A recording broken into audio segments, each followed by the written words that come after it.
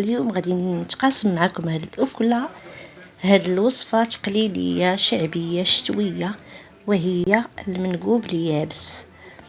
ماشي بزاف العيالات كيعرفوا يطيبوا هاد الوصفة، قليل اللي كيطيبوها، وهي كتجي لذيذة وشهية بالخصوص في فصل الشتاء، كتجي رائعة وغير مكلفة. هنايا عندي الفول في الزكتوريله كامله كيف ما كتشوفوا. هنايا درت 300 غرام، ومن بعد ما تفزق مزيان حيت له ديك النباته الفوقانيه، اولا تشرطوه بالموس لان القشره ديالو غليظه.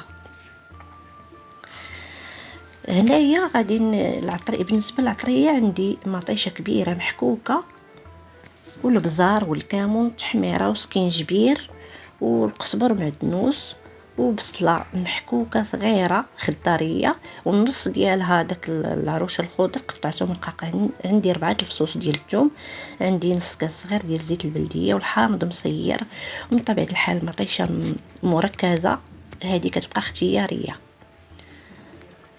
هنا غادي نجيب الفول كيف ما كتشوفوا، راه دابا رطاب مزيان. غادي نحيد له ديك النباته الكحله، اولا غادي نشرطو من الفوق بالموس باش الا طاب كيجي مزيان، كيطيب بسرعه لان القشره ديالو قاصحه وما كتخليش يطيب مزيان.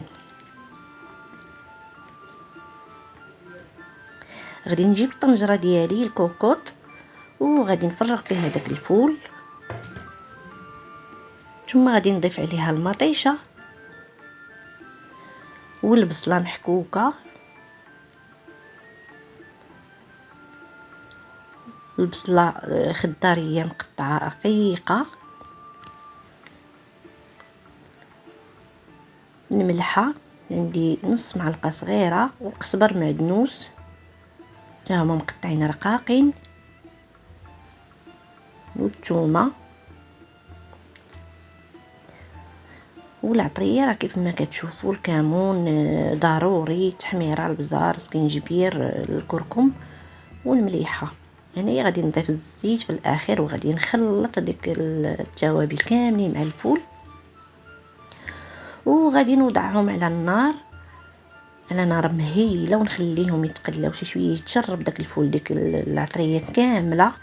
هنا فغادي نكون واضعه الماء على النار تيغلى، غادي نسقي هاد الفول حتى يتغطى بالماء غليان، ونسد عليه البوطه، نسد عليه الكوكوط عفوا،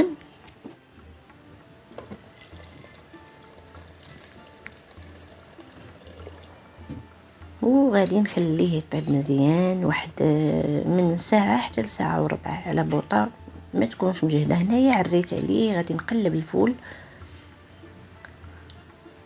ثم غادي نضيف المطيشه. لقاه دخلوا الطياب، غادي نضيف المطيشه مركزه كتبقى اختياريه.